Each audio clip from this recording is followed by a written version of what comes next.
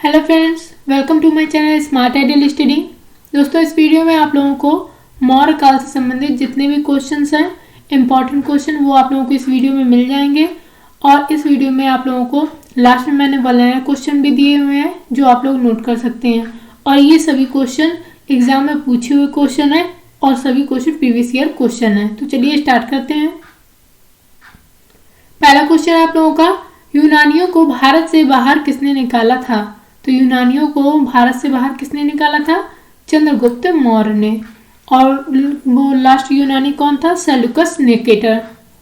Next question आप लोगों का, चंद्रगुप्त मौर्य ने अपने अंतिम दिन कहाँ गुजारे थे? तो चंद्रगुप्त मौर्य ने जो अपने अंतिम दिन थे वो कहाँ पर गुजारे थे? श्रवणबेलगोला में। श्रवणबेलगोला में चंद्रगुप्त मौर्य ने अपने अंतिम दिन गुजारे थे और इन्होंने अपने पुत्र के पक्ष में सिंहासन छोड़कर जैन साधु जो भद्रबाहु थे उनके साथ चले गए थे। नेक्स्ट क्वेश्चन आप लोगों का, चंद्रगुप्त मौर्य का पुत्र कौन था?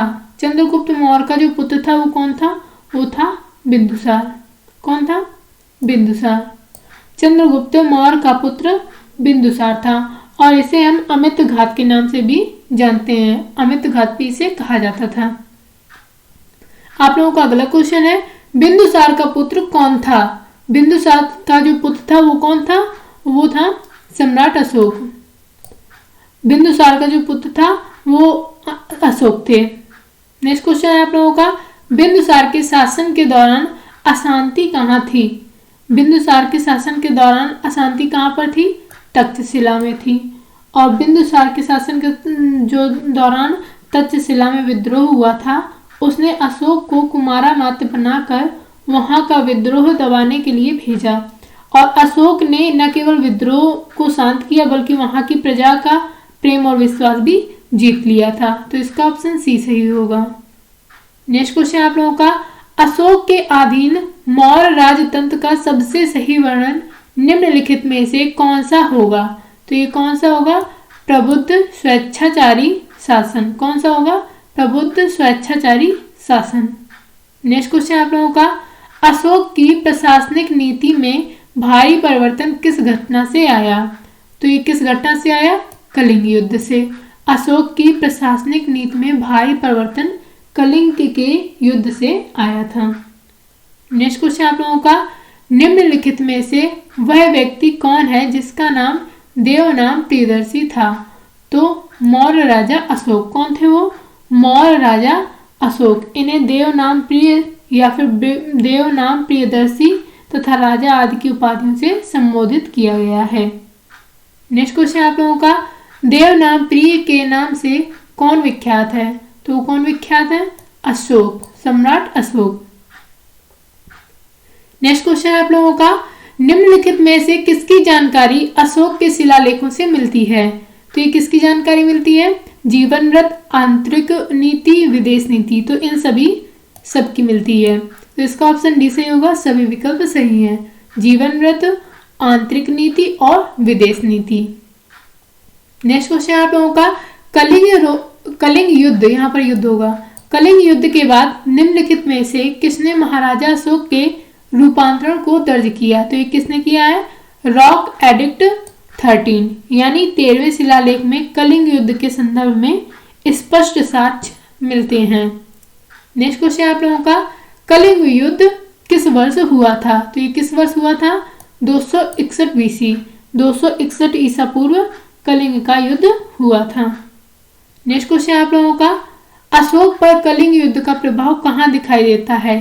तो ये शिलाओं पर उत्कीर्ण 13वें राज्यादेश पर अशोक पर कलिंग युद्ध का प्रभाव दिखाई देता है।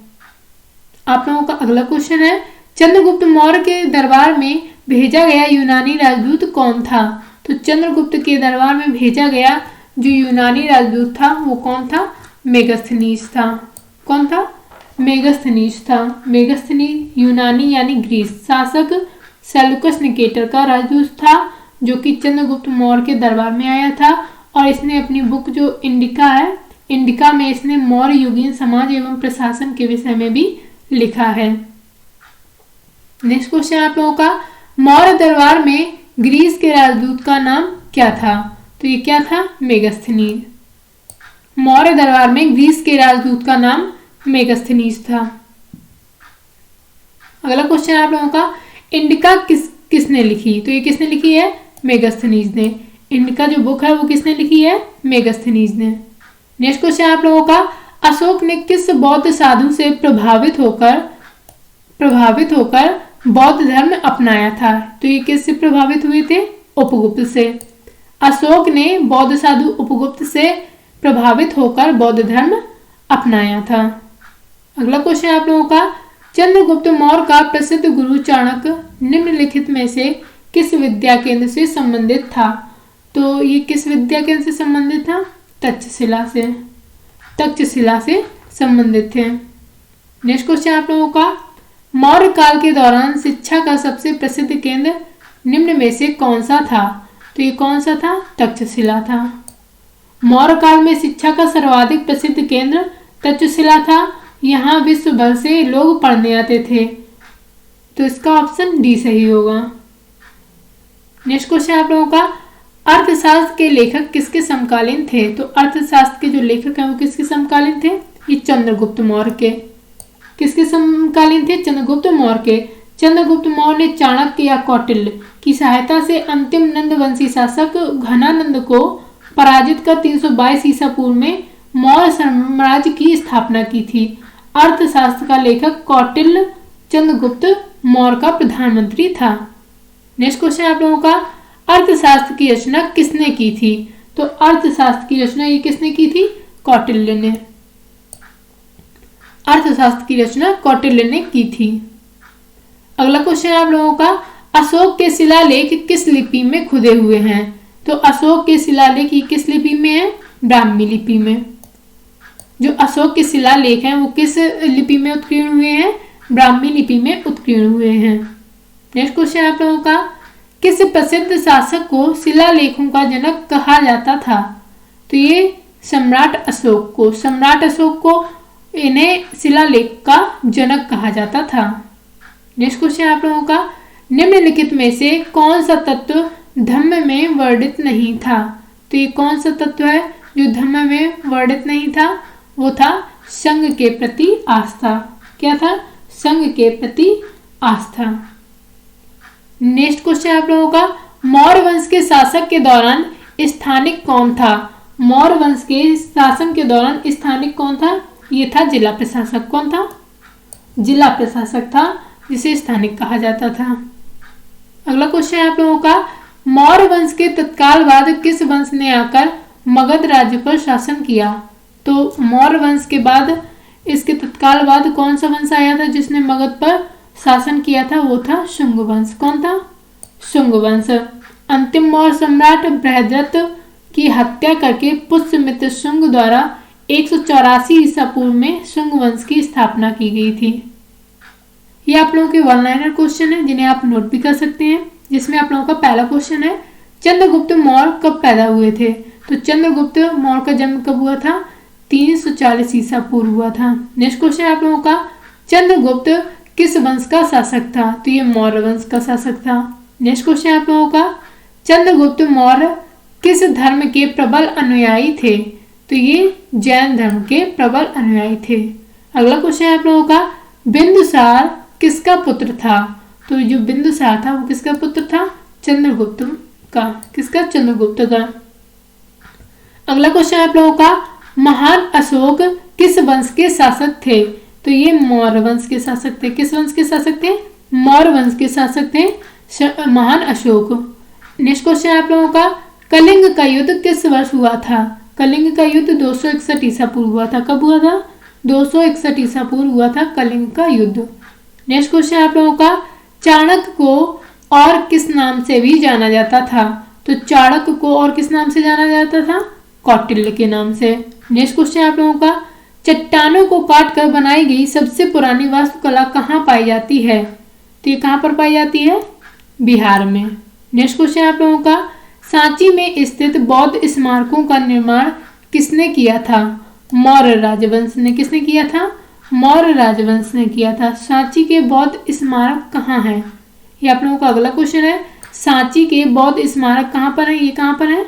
मध्य प्रदेश में है, एमपी में है। नेक्स्ट क्वेश्चन आप लोगों का, सम्राट अशोक के समकालीन श्रीलंका के शासक कौन थे? तो ये कौन से थे? तिस्स थे।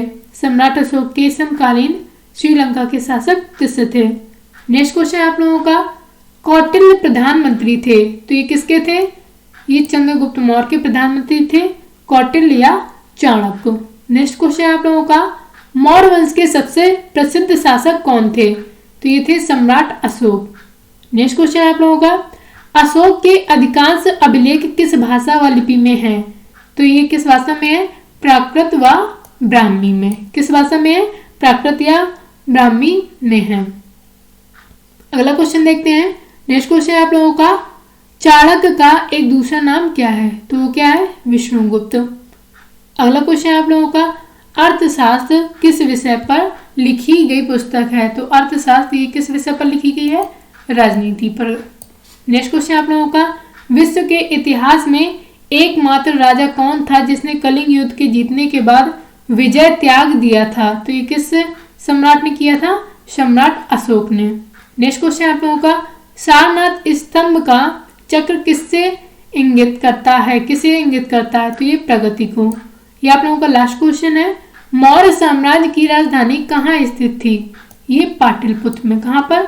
पाटलिपुत्र में स्थित थी। ये आप लोगों के सारे क्वेश्चन हो गए हैं।